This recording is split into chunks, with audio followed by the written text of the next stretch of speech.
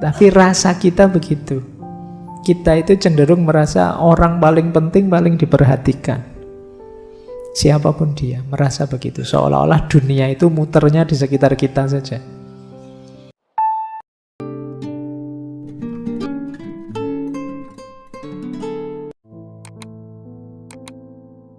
Assalamualaikum warahmatullahi wabarakatuh. Ada cara berpikir yang seperti ini. Jadi bulan ini kita memperkaya perspektif. Siapa tahu ada perspektif-perspektif yang cocok untuk situasi hidup kita saat ini. Biasanya kalau sudah merasa berdosa terus rendah diri. Kadang-kadang bahaya sampai melakukan hal-hal yang merusak dirinya atau membahayakan dirinya. Identifikasi, wah saya orang rendah pak, saya banyak dosanya pak, itu kadang-kadang membuat orang tidak produktif, membuat orang tidak jadi maju. Tentu saja dia tidak bahagia. Kalau agama kan petunjuknya jelas, ya kalau berdosa tobatlah, jangan diulangi terus maju. Jangan berlama-lama dikejar dosa. Rasa berdosa yang terus-menerus merusak kita sendiri.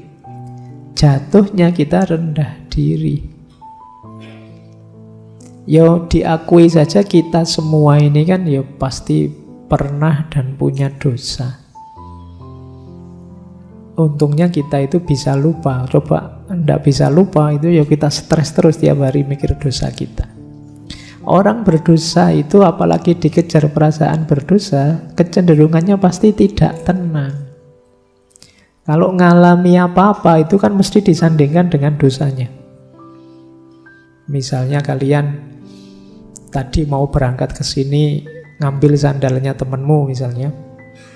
Wah sandalku kok tidak ada, sandalnya temen aja. Terus sampai di sini kamu ngambil minum gelas, gelasnya ketendang. Kan kamu mesti nyambungkan dengan nyolong sandal tadi. Wah ini gara-gara nyolong sandal ini mesti saya begini. Loh, orang selalu begitu. Ketika dikejar perasaan dosa, apapun yang dia alami disambungkan dengan dosanya. Biasanya terus membuat dia was-was, tidak tenang. Wah selamat tidak ya saya nanti? Segalanya lancar ndak ya wong ini awalnya saya sudah dosa. Ya jalan paling aman jangan melakukan dosa. Tapi kalau sudah terlanjur berdosa ya jangan berpanjang-panjang merasa bersalah, tobat. Toh kan sudah itu aja. Kalau sudah tobat dimulai lagi yang baru. Ya meskipun jangan diulang-ulang lagi. Saya tak berdosa apa, nanti kan bisa tobat. Dosa lagi, ya tobat lagi Pak. Ini namanya menyepelekan. Jadi ya memang nawa itu Pak, saya tidak akan mengulangi. Kok terus kepepet berdosa lagi? Khilaf Pak. Ya saya tobat lagi, tidak apa-apa. Jadi paling tidak bukan yang disengaja. Tapi rasa berdosa akan menyiksa kita. Maka atasi ini. Entah dengan cara bagaimana yang cocok dengan mindsetmu, tapi jangan hidup dengan kesadaran guilty consciousness. Rasa berdosa yang berkepanjangan maksudnya. Bukan rasa berdosa dalam hati bahwa kalau saya salah ya merasa salah. Ini tetap harus hidup. Tapi rasa dikejar dosa itu membuat orang tidak bahagia. Baik, ini masih penyebab-penyebabnya. Nah ini menarik. Saya tidak menerjemah, mungkin kalau di buku ada terjemahnya. Persecution mania. Ini istilahnya ya, ini mungkin setara dengan mancing mania ini. Persecution mania itu nama lainnya persecution delusory. Merasa bahwa orang lain itu akan menyakiti dirinya. Jadi merasa bahwa orang itu cenderung mempersekusi dirinya. Kalau ada orang ngomong dia, mesti ngomong aku itu, mesti ngomong aku. Itu persecution mania.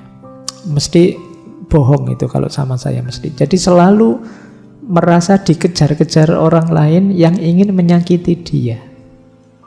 Ya tentu saja kalau kita punya mindset seperti ini kita tidak akan bahagia. Biasanya pikiran seperti ini membuat kita pasang kuda-kuda terus. Kadang-kadang lebih agresif. Sebelum saya disakiti tak sakiti dulu saja. Nah, jadi ini juga membuat orang tidak bahagia. Kata Russell, ada indikasi orang yang merasa seperti ini itu dia merasa aku itu orang baik, yang tidak baik itu orang lain padaku. Kita merasa orang lain itu mesti iri padaku, orang lain itu mesti senang lihat saya celaka. Itu pikirannya begitu terus. Dia lupa bahwa kadang-kadang kita juga begitu jahat sama orang lain. Tapi yang ada di pikirannya orang lain saja yang jahat sama dirinya. Nah ini namanya persecution mania, tidak tenang, khawatir ditipu orang. Kayak kita misalnya khawatir diprank orang. Itu karena kita sebenarnya awalnya kan juga sering ngeprank. Kita bohongi orang, tapi kalau dibohongi orang kita marah-marah.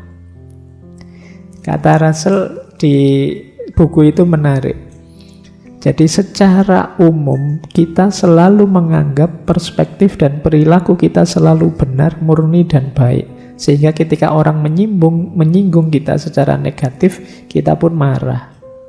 Dan setiap waktu mewaspadai singgungan yang negatif tersebut. Russell mencontohkan peradaban gosip. Ini kan banyak peradaban gosip itu, jasanya medsos itu. Orang itu biasanya sulit untuk tidak ngomong menggosip tentang temannya. Alah siapapun dia, kata Russell, pasti pernah bergosip tentang temannya. Kalian yang merasa orang tidak pernah pak saya gosip, cuma teman saya yang itu loh pak. Ayo podo itu gosip temanmu yang seneng gosip. Kata Russell tidak pernah orang itu tidak menggosip temannya. Cuma kadang orang tidak sadar dirinya sendiri tukang gosip, yang disalahkan tukang gosip yang lain. Kalau orang menggosip tentang dirinya, dia marah-marah, dasar orang tidak ngerti agama, ghibah terus. Padahal dia sendiri juga begitu. Loh kalau saya bukan ghibah ini pak, iktibar pak, pelajaran kalau yang jelek-jelek. Nah, akarnya mental kayak gini apa? Kamu menilai dirimu terlalu tinggi, menilai orang lain terlalu rendah. Kamu menganggap orang itu jelek semua, ingin memperlakukanmu jelek terus. Seolah-olah semua orang itu melihat kamu dan ingin menyusahkanmu. Ini namanya persecution mania. Biar tidak ada rasa ini apa, nanti Russell memberi 4 tips. Biar kita tidak merasa dikejar-kejar jeleknya orang lain. Yang pertama apa kata Russell? Ingatlah bahwa kita itu tidak sebaik, tidak semurni seperti bayangan kita. Kita juga ada jeleknya.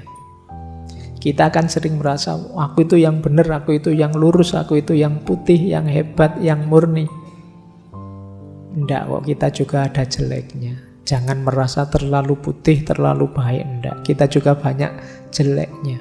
Ini membuat kita tidak memvaluasi diri kita terlalu tinggi.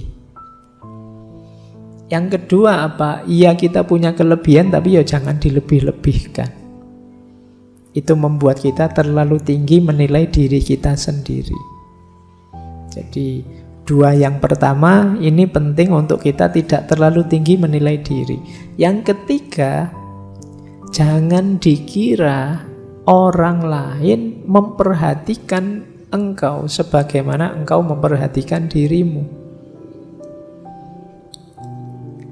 Ya contoh sederhana ya, kadang-kadang kalau kita jalan misalnya di gang, terus di pinggir jalan ada orang duduk, itu kan rasanya orang itu nonton kita semua, menatap kita semua. Wah, kamu merasa kayak orang diperhatikan gitu. Padahal yang duduk di pinggir jalan cuek-cuek saja. Tapi rasa kita begitu. Kita itu cenderung merasa orang paling penting, paling diperhatikan. Siapapun dia merasa begitu, seolah-olah dunia itu muternya di sekitar kita saja. Nah, dinasehati oleh Russell, ayo kita ingat-ingat bahwa kita tidak sepenting itu. Orang lain mungkin ngomentari kita, tapi mereka tidak akan memperhatikan kita. Biasanya habis komentar ya sudah. Anggap saja orang gosip, bareng-bareng ngobrol. Setelah gosip selesai pulang, ya mikir masalahnya sendiri-sendiri masing-masing. Tidak mungkin dia mikir kita terus. Gitu loh. Teman kita itu loh ya, tiap hari bolos saja misalnya. Itu kan ya pas ngomong itu aja bahas kita. Setelah dia pulang ya mikir absennya sendiri, mikir nilainya sendiri. Tidak mungkin mikir kita terus-terusan. Sementara kita menganggap orang itu mikir kita terus, memperhatikan kita terus. Itu yang justru membuat kita tidak bahagia. Yakinlah bahwa meskipun mungkin kita dianggap penting oleh orang lain tetap akan lebih fokus pada masalahnya sendiri. Ngurusi dirinya sendiri yang nomor satu. Jadi ya sepeduli-pedulinya kalian pada temenmu kan tetap kamu mikir dirimu sendiri dulu. Nah ini yang harus kita ingat-ingat biar kita tidak kegeeran seolah-olah semua orang memperhatikan kita. Terus baru kita tegaskan jangan dikira orang itu sangat memikirkan kita untuk menyakiti kita. Enggak lah. Kayak tadi menganggap, wah ini orang iri mesti sama saya ya. Enggak. Mikirnya enggak harus begitu. Orang itu misalnya kita tersakiti, kadang-kadang mungkin secara tidak sengaja saja. Yo kayak kalian kalau gosip itu loh kan. Kalau orang yang digosipi datang kan terus cepet-cepet berhenti. Yang digosipkan datang. Jadi karena memang enggak terlalu penting juga. Makanya terus ganti tema. Jadi sementara kita yang merasa kegeeran, merasa penting, merasa tinggi, jadi terus sangat tersinggung, sangat marah dan lain sebagainya. Jadi demi kenyamanan kita sendiri, demi kebahagiaan kita, ayo kita hindari mindset persecution mania. Merasa orang ingin menzolimi kita semua, enggak akan ke situ. Yakinlah bahwa sepenting apapun kita bagi orang lain, dia tetap mendahulukan problem dan masalahnya sendiri, bukan kita. Ini biar kita lebih tenang. Ini yang kata Russell, persecution mania. Lanjut. Wah, masih ada lagi. Ini masih satu babak. Tidak bahagia lagi kalau kita serba takut pada opini publik. Takut dikomentari orang banyak. Kunci ketidakbahagiaan adalah terlalu peduli pada orang lain yang orang lain pikirkan tentang kita. Atau apa yang orang lain anggap penting tentang kita. Mau melakukan apa saja nanti kira-kira komennya orang gimana ya. Jadi selalu begitu, kita tidak akan bahagia. Kata Russell, boleh kita menghormati opini publik. Syaratnya dua, untuk menghindari kelaparan dan menghindari biar tidak dipenjara, itu baru kita perhatikan komentarnya orang. Kalau kita butuh bantuan, baru kita dengarkan. Itu sederhananya begitu. Asal bukan kriminal dan demi menghindari kelaparan, itu ya bolehlah kita mendengarkan komentarnya orang dalam konteks ini. Itu maksudnya apa? Tidak usah terlalu sering didengarkan. Karena orang itu komen itu ya sak komen-komennya. Suka-suka dia. Oh, apalagi sekarang peradaban medsos. Jadi komen itu bisa sak kapoke. Video 1 menit, komentarnya bisa 2 rim itu kalau di print. Ratusan, kadang ribuan. Itu peradaban komen. Kalau kita terlalu peduli opini publik, bisa saja kita tidak ngapa-ngapain. Kalian misalnya satu kamar, kos-kosan, berempat misalnya.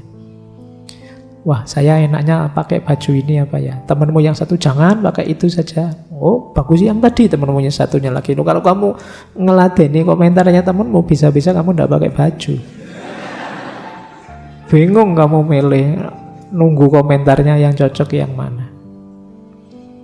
Tidak apa-apa, versimu sendiri saja. Orang komen kan sesuai kondisinya masing-masing. Mereka mungkin tidak tahu persis kondisi kita. Asal tidak kriminal seperti tadi dan tidak gawat darurat seperti kelaparan, jalan saja sudah. Jadi jangan terlalu menggagas opininya orang banyak.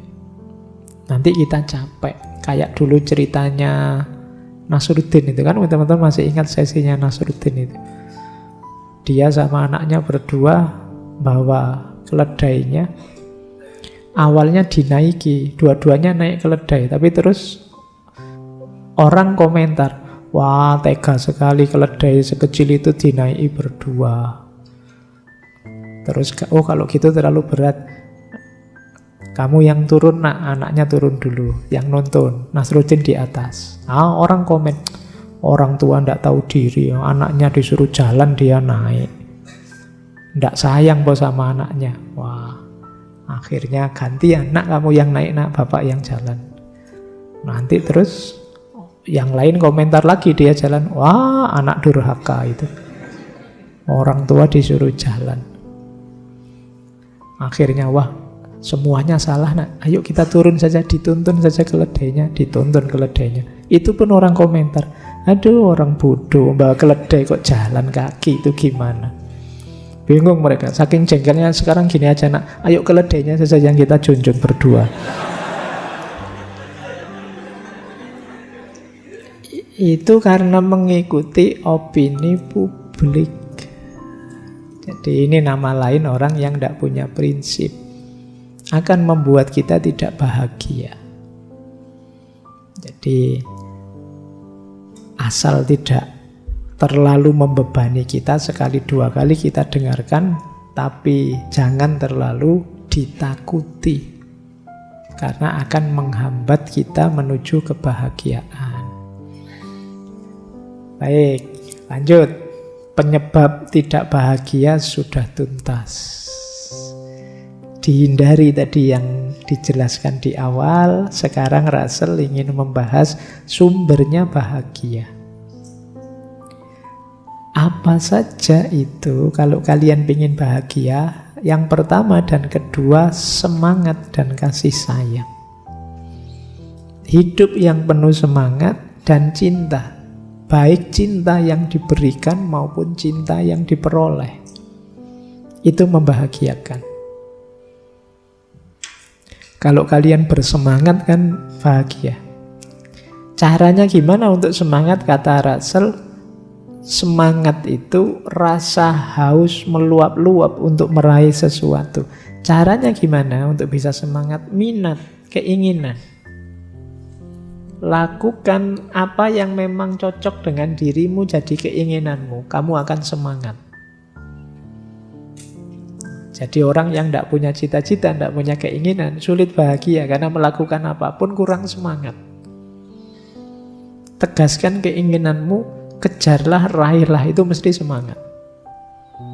Tapi kalau kalian tidak punya target apa-apa, sulit untuk bisa semangat. Sementara sumbernya bahagia itu kan semangat. Kalau kalian ingin melakukan sesuatu yang sudah kalian target, meskipun capek, meskipun lelah, keluar biaya, itu ya kalian bahagia. Nah, pupuklah semangat. Plus cinta, kasih sayang. Kenapa cinta penting? Kalian akan tambah semangat kalau dalam meraih keinginan tadi didukung dengan cinta dan kasih sayang. Ada yang mendukungmu karena cintanya padamu. Mungkin orang tuamu, mungkin sahabatmu, mungkin temanmu, tetanggamu. Ya kan pacari tonggone dhewe kan dukungan dari tetangga. Jadi dukungan kasih sayang itu menguatkan semangat. Maka pupuklah semangat dengan punya cita-cita, punya keinginan.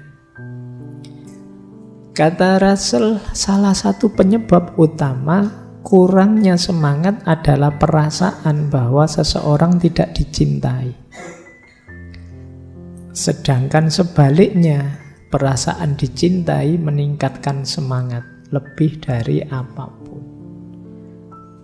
Jadi cintailah dan carilah cinta. Yang dicintai itu kan berarti kalian mendapatkan cinta. Mendapatkan cinta itu luar biasa rasanya. Sama semangatnya dengan ketika kalian mencintai. Kalau sudah jatuh cinta itu kan semangatnya sudah luar biasa, meledak-ledak. Di situ Russell menjelaskan, seorang anak yang tidak diberi kasih sayang orang tuanya karena alasan apapun, mungkin saat besar dia akan jadi penakut, tidak suka berpetualang, dipenuhi ketakutan dan rasa mengasihani diri sendiri, dan tidak lagi mampu menghadapi dunia dalam suasana eksplorasi.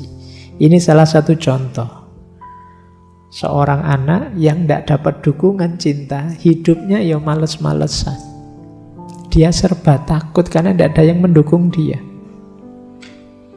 Maka ini penting ya untuk orang-orang di sekeliling kita. Ayo kita dukung semuanya saja dengan perhatian kita, kasih sayang kita. Siapapun itu, mungkin saudara, mungkin teman, teman sekelas, teman kos-kosan. Ayo saling mendukung dalam cinta.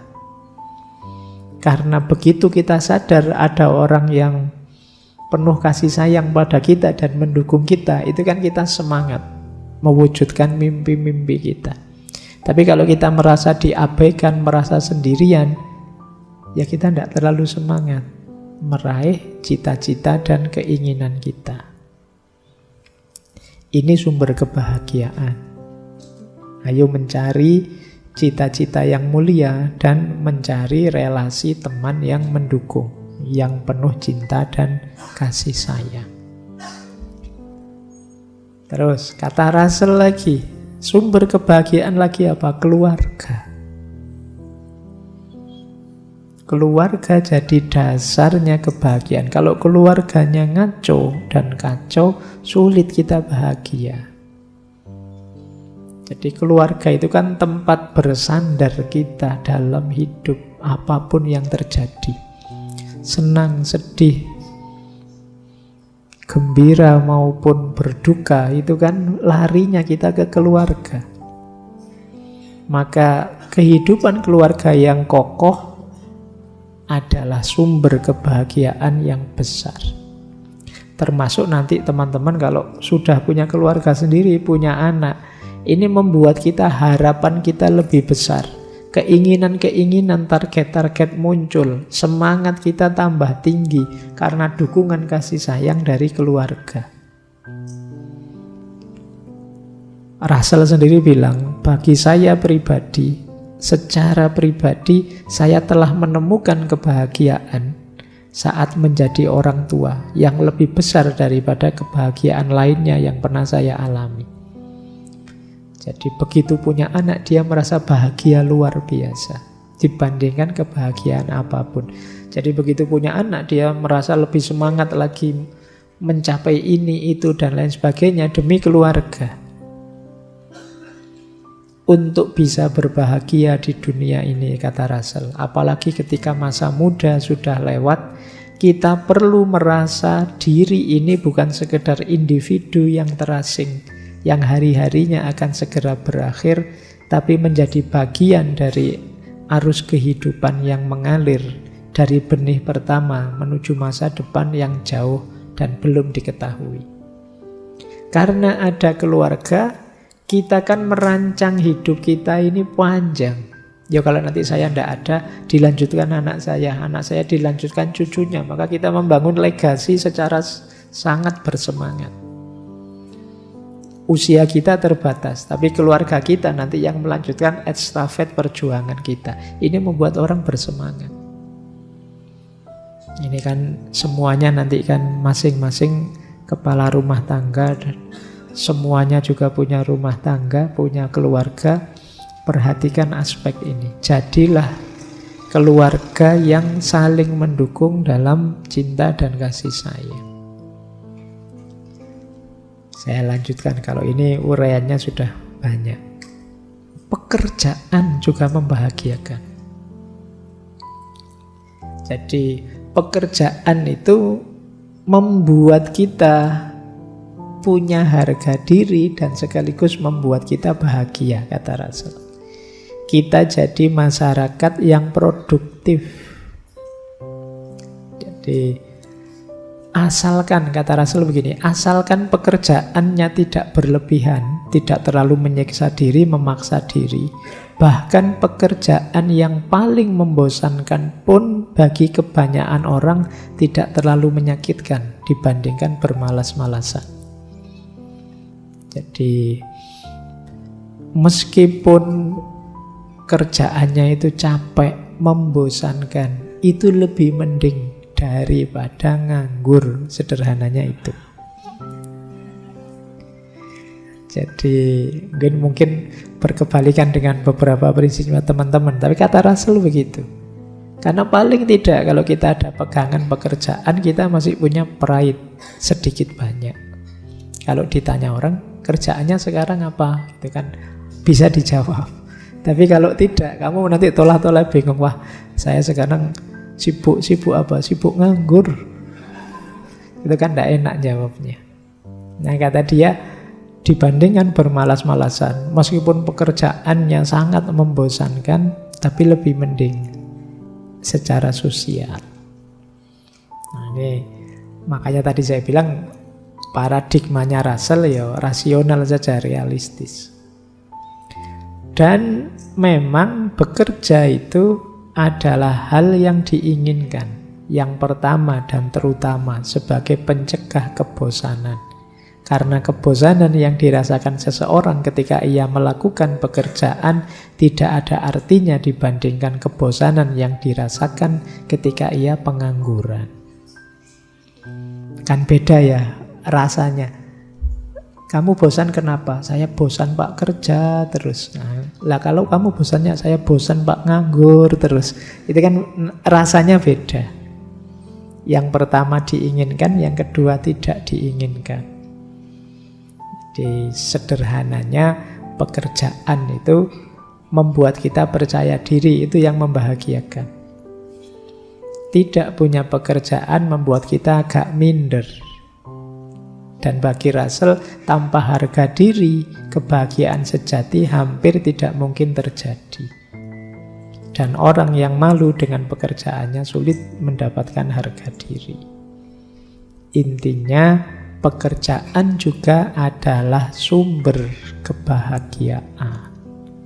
Selain keluarga, selain semangat dan kasih sayang. Ada lagi sumber kebahagiaan apa? Kepentingan impersonal. Kepentingan impersonal itu hal-hal sederhana, santai untuk ngisi waktu luang yang membuat kita rileks, tidak tegang. Tidak serius seperti ngurus keluarga, pekerjaan, keuangan, tidak begitu. Kalau di Russell, kepentingan impersonal itu contohnya membaca buku, nonton pertandingan, pergi ke teater, bermain golf, ya karena mungkin Russell kan bangsawan. Jadi aktivitas rileksnya itu membaca buku, nonton pertandingan, pergi ke teater, ini biaya semua ini. Bermain golf. Yo, kalau kita ya mungkin nongkrong di angkringan, pagi-pagi ngopi, santai, nonton orang lewat, itu yang gratis-gratis saja lah. Tapi kan santai. Jadi yang tidak tegang. Ini yang disebut kepentingan impersonal.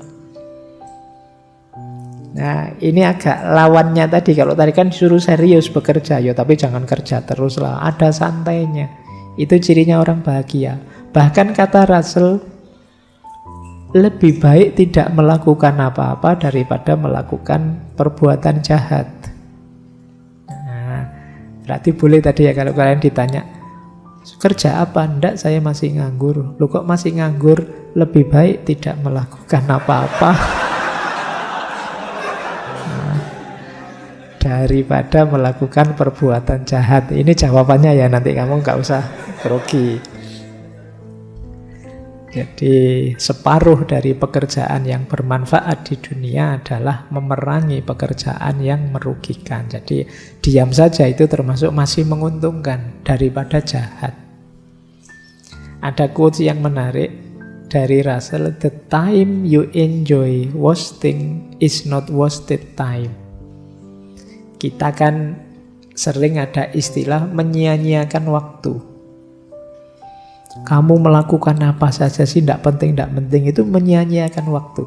Tapi kalau kita bisa menikmatinya, itu bukan wasting time, kata Russell. Yaitu kepentingan impersonal tadi. Kamu kok seharian main game saja. Loh, tapi saya senang bisa menikmati. Itu bukan wasting time. Jadi time you enjoy wasting is not wasted time. Jadi di sini dia menegaskan, kalau bahasa hari ini mungkin harus selalu ada me time. Waktu ketika kita menikmati diri kita sendiri. Me time bukan waktunya beli mie. Jadi waktunya kita menikmati diri sendiri. Kalau anak kos kan memang makanannya Indomie terus jadi sedikit-sedikit me time, sedikit-sedikit me time. Ya me time itu waktumu menikmati waktu, menikmati keseharianmu. Yo istirahat, yo senang-senang, tapi tetap jangan lupa kerja, jangan lupa keluarga yang baik, jangan lupa bersemangat menarget cita-cita dan lain sebagainya. Ini sumber kebahagiaan. Harus ada ininya. Orang yang tegang terus, kenceng terus, insya Allah tidak bahagia sebenarnya, dia capek hidupnya. Tapi kalau serius, ada santainya, ya serius, ya ada santainya, itu hidup yang lebih membahagiakan. Nah, ada lagi sumber kebahagiaan, yaitu apa? Keseimbangan antara upaya dan kepasrahan. Jadi kalau bahasa agama ini seimbang antara ikhtiar dan tawakal. Ini karena Russell bukan muslim, tidak pakai istilah ikhtiar dan tawakal. Maksudnya sama. Meskipun ini dasarnya rasional saja. Ini yang disebut jalan tengah. Ini ada kalimat menarik, saya potongkan. Jalan tengah antara upaya dan pasrah. Mengambil jalan tengah adalah sebuah ajaran yang tidak menarik. Kenapa tidak menarik? Karena biasanya normalnya manusia itu berupaya mati-matian sampai akhir. Jadi kalau ada pasrahnya itu tidak terlalu menarik. Tapi kata Russell, namun kebenaran memang tidak selalu menarik. Dan ada banyak hal yang dipercaya orang lantaran menarik, meskipun kenyataannya sangat sedikit bukti yang mendukungnya. Kalau dasarnya hanya menarik, mungkin banyak yang kita anggap benar, ternyata tidak benar. Jalan tengah itulah yang dimaksud di sini. Jadi jalan tengah itu mungkin doktrin yang tidak menarik, tapi secara umum doktrin itu benar. Kenapa benar?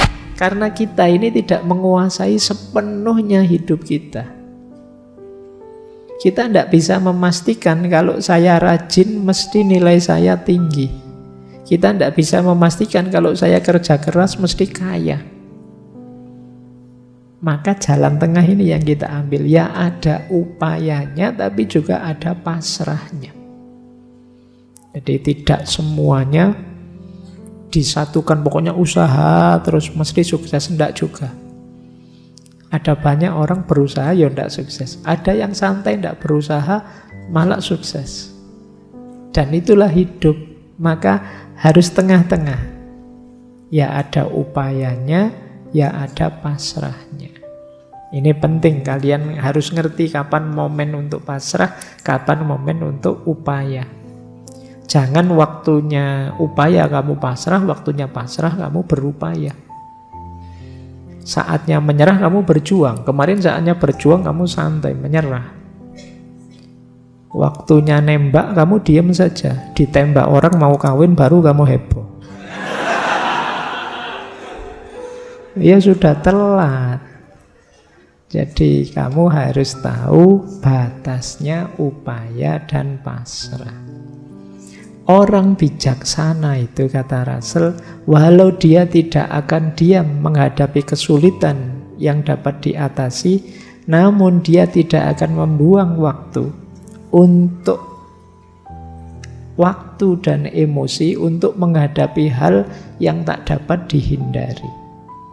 Ya kalau memang sudah tidak bisa dihindari, ya sudah, tidak perlu mati-matian menghindari. Tapi kalau bisa diubah, yuk ayo kita ubah. Mungkin teman-teman dulu masih ingat waktu kita sesi doa itu. Jadi ada doa yang luar biasa, yaitu kita berdoa yang pertama minta diberi kekuatan untuk mengubah apa yang bisa diubah, minta diberi kesabaran untuk menerima apa yang tidak bisa diubah, dan yang ketiga minta diberi kebijaksanaan untuk bisa membedakan keduanya. Jadi bijaksana itu kamu ngerti, ini bisa diubah, maka saya harus berupaya. Oh, ini tidak bisa diubah, saya saatnya pasrah saja. Kalau kalian ngerti rumus ini, insya Allah hidupmu bahagia. Jadi kamu ngerti batasnya. Baik, nah kalau tadi sudah yang membuat tidak bahagia apa, yang membuat bahagia apa. Sekarang kita rangkum ya dari narasi-narasi di buku tadi. Bagaimana sih kemudian kita menaklukkan kebahagiaan itu? Yang pertama, ternyata untuk bisa bahagia, kita harus mampu menghancurkan egoisme dan menganggap diri kita sebagai manusia normal saja. Ini penting menurut saya ya. Menghancurkan egoisme itu yang tadi, rasa benar, rasa penting, rasa tinggi, rasa hebat. Ini semua ego. Lebih kondusif kita merasa sebagai manusia biasa saja. Iya, saya punya kelebihan, tapi ya ada kekurangannya. Iya, saya ngerti bidang ilmu ini, tapi banyak bidang ilmu yang lain yang saya tidak bisa. Iya, saya ini manusia yang ada hal-hal yang dikagumi orang, tapi sebenarnya banyak juga dalam diri saya hal-hal yang memprihatinkan. Ini namanya hidup sebagai manusia normal saja. Jadilah manusia biasa saja. Ini lebih membahagiakan. Karena kalau kita mengidentifikasi diri kita dengan ego-ego besar tadi, jangan-jangan lelah hidup kita. Karena identifikasi sesuatu itu kan implikasinya kita harus begitu terus. Misalnya teman-teman mengidentifikasi, saya ini Pak, santri Pak, saya ini orang soleh loh Pak. Oh itu kan terus abot kan, kamu kapanpun harus acting sebagai orang soleh. Nanti dengar adzan, wah ke masjid ini. Terus nanti dengar, terus kamu dituntut begitu. Mending ndak usah woro-woro, ndak usah deklarasi, biasa saja. Yes, kalau mau ke masjid,